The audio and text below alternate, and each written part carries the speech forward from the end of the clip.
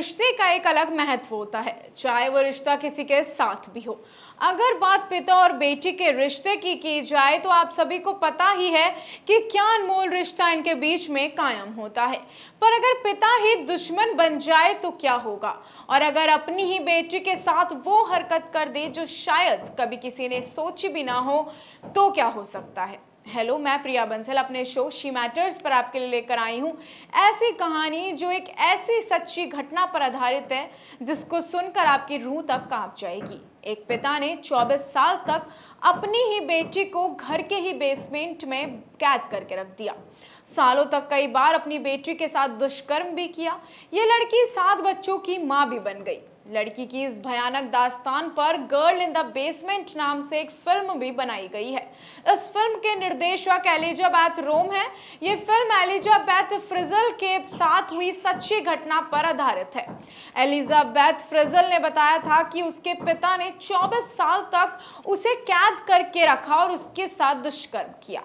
उसके पिता ने उसको घर के ही बेसमेंट में कैद करके रखा हुआ था। घर में मौजूद माँ और बहन को उसके साथ हो रही ज्यादती के बारे में पता ही नहीं था, और वो इसलिए नहीं पता था क्योंकि उन दोनों को लगता था कि एलिजाबेथ फ्रिजल घर छोड़कर कहीं चली गई है। एलिजाबेथ फ्रिजल अपने इतने दिनों तक इसलिए वहां कैद रही क्योंकि उसमें कोई भी खिड़की नहीं थी। साथ ही ऑस्ट्रेलिया की रहने वाली एलिजाबेथ फ्रिजल ने बताया कि 28 अगस्त 1984 को उसके पिता ने उसे बुलाया कि बेसमेंट में कुछ सामान शिफ्ट करना है। उसके पिता पेशे से इंजीनियर थे और प्रॉपर्टी डेवलपर भी थे। एलिजा फ्रिजल के पिता ने उसे बहाने से बेसमेंट में बुलाया था ताकि वह उसे वहां कैद कर सके। जब लड़की बेसमेंट का दरवाजा फिट करने में अपने पिता की मदद कर रही थी, तब उसके पिता ने दरवाजा फिट करके उसको अंदर ही बंद कर दिया। लड़की ने खुलासा कर यह भी बताया कि उसके पिता अपनी बेटी के नाम से चिट्ठी लिखकर पोस्ट ऑफिस में डाला भी करते थे और ये चिट्ठियां उसकी मां तक पहुंचाया करते थे। इस स्थिति में यह लिखा होता था कि वह उन लोगों को छोड़कर चली गई है और अपनी जिंदगी को अच्छी तरह से जी रही है। एलिजाबेथ ने साल 1988 में अपने पहले बच्चे को जन्म दिया। इसके बाद अगले 14 साल में उसने 6 और बच्चों को भी जन्म दिया। हालांकि बाद में उसमें से एक बच्चे की मौत हो गई थी, जिसे उसके पिता ने चुपचाप दफना दिया।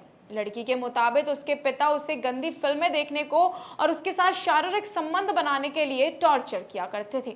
26 अप्रैल 2008 को एलिजाबेथ के पिता को गिरफ्तार कर लिया गया।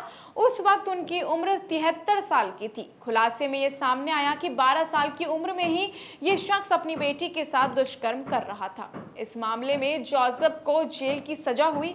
इधर एलिजाबेथ अब कहां है, इसकी जानकारी गुप्त रखी गई है। बताया जा रहा है कि उसकी पहचान अब बदल दी गई है और वह अपने 6 बच्चों के साथ कहीं बाहर रह रही है।